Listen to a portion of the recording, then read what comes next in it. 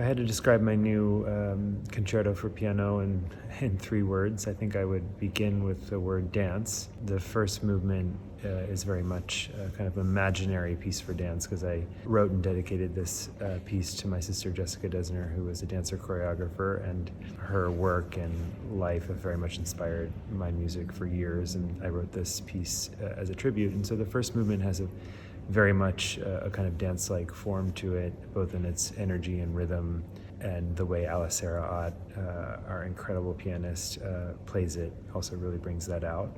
The second word I think I would use would be reflective. The second movement has a very kind of meditative feeling about it, also a very kind of oceanic patterns and things that resemble nature and the sea, and a very layered orchestral environment with lyrical piano passages and also moments of intense activity.